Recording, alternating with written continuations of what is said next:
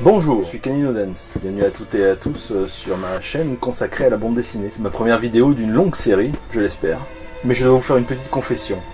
Elle a été très difficile à écrire, ne sachant ni par où, ni comment commencer. Et puis j'ai regardé là, derrière moi, ma splendide et énorme bibliothèque de bandes dessinées. Et je me suis dit que j'allais faire simple. Je vais donc vous présenter une des bandes dessinées de cette bibliothèque et essayer de vous expliquer pourquoi elle mérite d'être lue ou pas. Et j'ai trouvé judicieux de démarrer ces chroniques par L'Art Invisible de Scott McCloud.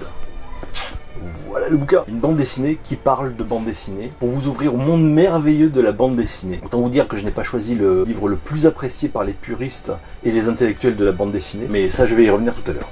Scott McCloud est un dessinateur et scénariste américain né à Boston en 1960. Après avoir étudié l'art à l'université, il se lance dans la bande dessinée avec Zot, non publié en France, une série qu'il écrit et dessine de 1984 à 1990, qui est une histoire de super-héros plutôt légère et fantaisiste, en réaction au tournant grim and gritty, sombre et violent, qui était en train de prendre les comics américains, dont les événements les plus marquants furent les Watchmen d'Alan Moore et The Dark Knight Returns de Frank Miller en 1986. Puis il réalise quelques autres travaux indépendants qui ne rencontrent pas vraiment le succès public.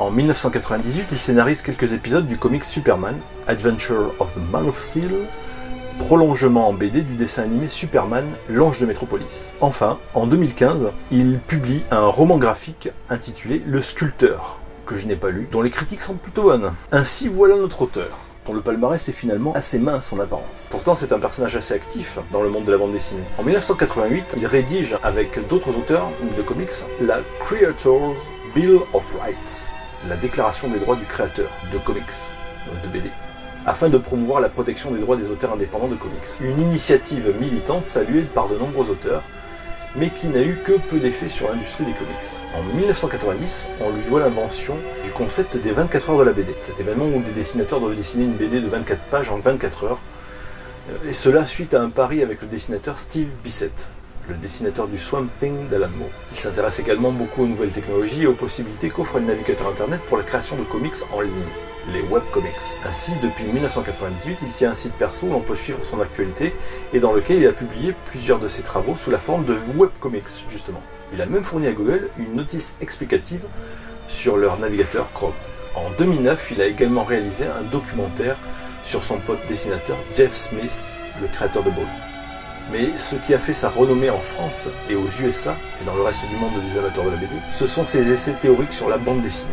L'Art Invisible, Understanding Comics, en 1993, Réinventer la bande dessinée, Reinventing Comics, en 2000, et Faire de la bande dessinée, Making Comics, en 2006. Son premier essai, L'Art Invisible, sort pour la première fois aux États-Unis chez les éditions Kitchen Sink, et en France, dans cette version, sortie chez Vertige Graphics en 1999. Il s'agit d'une bande dessinée dont le héros est Scott McCloud, l'auteur lui-même, ou du moins tel qu'il se représente en dessin, dans laquelle il tente de nous expliquer ce qu'est la bande dessinée. Le récit est découpé en 9 chapitres, le premier essayant de trouver les origines de la bande dessinée, les autres chapitres décrivant quelles sont les caractéristiques qui rendent la bande dessinée unique. En gros, McCloud essaie d'expliquer les mécanismes d'une page, d'une case de BD, et l'interaction entre ces cases. C'est la fameuse gouttière qui est à l'origine du titre français L'Art Invisible. C'est cet espace vide entre les cases que notre esprit va remplir inconsciemment, conditionné par le travail de l'artiste à l'intérieur des cases. Ce qui fait que ce vide n'est pas du vide, mais bien de l'art invisible. Cet ouvrage a reçu de nombreuses récompenses. Un Eisner Award, 3 Harvey Awards, ainsi que le prix de la critique 2001 à Angoulême. De nombreux professionnels de la bande dessinée l'ont accueilli en des termes très élogieux. Il n'y a qu'à voir le 4e de couverture. Et la réception du public a été particulièrement favorable. Cependant, comme je l'ai évoqué en introduction, ce consensus n'a pas duré. Quelques voix se sont élevées pour donner un autre point de vue beaucoup plus critique sur ce livre.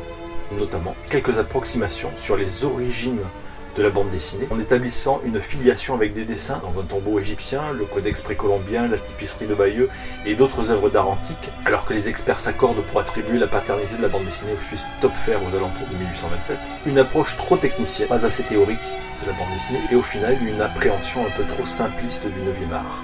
Cette approche technicienne de la bande dessinée va même beaucoup chagriner quelques critiques qui ne jurent que par l'art avec un grand A, et pour qui la technique s'estompe devant le génie de l'artiste. Du fait, d'après eux, on ne peut expliquer l'art de la bande dessinée en termes de langage ou de vocabulaire. La pyramide du vocabulaire pictural établie par Scott McCloud au cœur de son bouquin est d'ailleurs perçue comme une tentative maladroite, infantile, voire grossière, de décrire les différents styles de bande dessinée.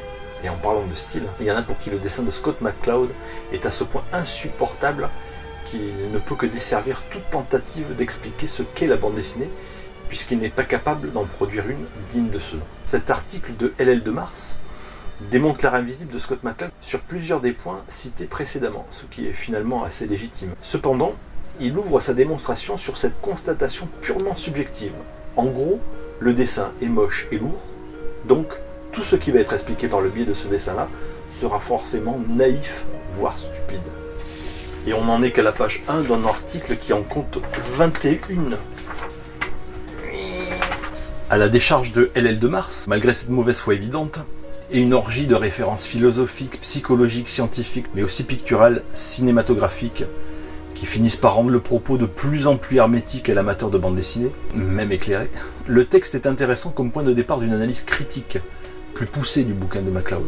Alors, oui, l'art invisible est imparfait. Certaines théories ont été complétées, étoffées, voire même rectifiées par d'autres experts plus pointus, comme Thierry Grostin ou Benoît Peters, qui ont commencé à théoriser sur la bande dessinée bien avant McCloud.